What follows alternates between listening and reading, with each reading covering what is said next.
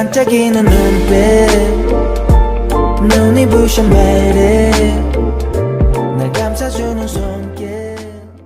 A detective told a shocking story to Chairman Shin Yeo-jin. He revealed that Guhana was her real daughter. The detective had been involved in a theft where he panicked and left fingerprints behind. The police had found no missing items, but Hwang Jin Goo managed to gather the thief's prints. Later, the person who tipped off the press about Yujin's death was tracked down by Secretary Jang. When they brought in the detective, he claimed to be innocent, but Secretary Jang and Hwang Jin Goo weren't convinced. They ordered him to speak directly to the chairman. The detective denied any involvement in the threats and insisted he had no reason to do such things. But Shin Yeo-jin showed him a video revealing that the detective had once asked a nun about Hana and Duna at the orphanage. She confronted him with the proof, his fingerprints at the crime scene. He was accused of being involved with Choi Myung-ji, who seemed to be behind these actions. The detective, desperate to save himself, admitted that Choi Myung-ji had asked him to help get rid of Guhana. Shin Yeo-jin was furious and demanded answers. The detective confessed that Choi Myung-ji had planned to eliminate Guhana to take control of the wealth and that she had lied about Yoon Yujin's death to cover her tracks. The detective, pleading for his life, revealed something even more shocking. Guhana wasn't just a fake daughter. She was actually Shin Yeo-jin's biological daughter, the twin she thought had died years ago. The detective knew this because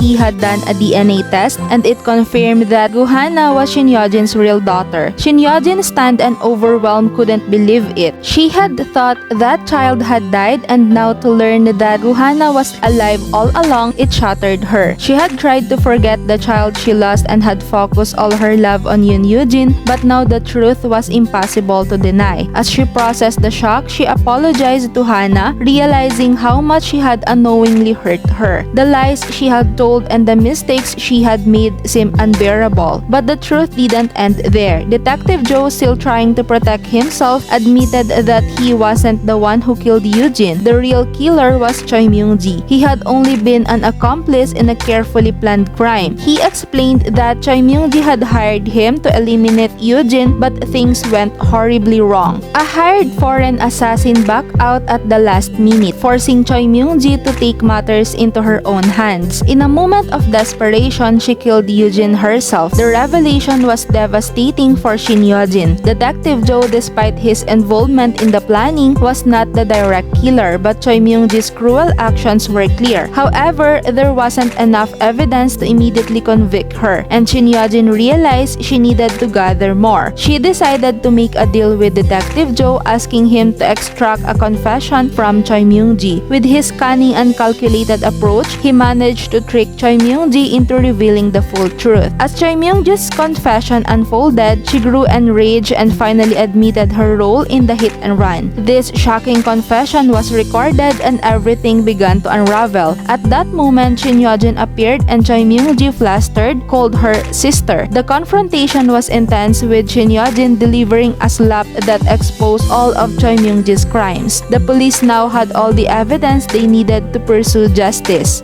'Cause you are beautiful.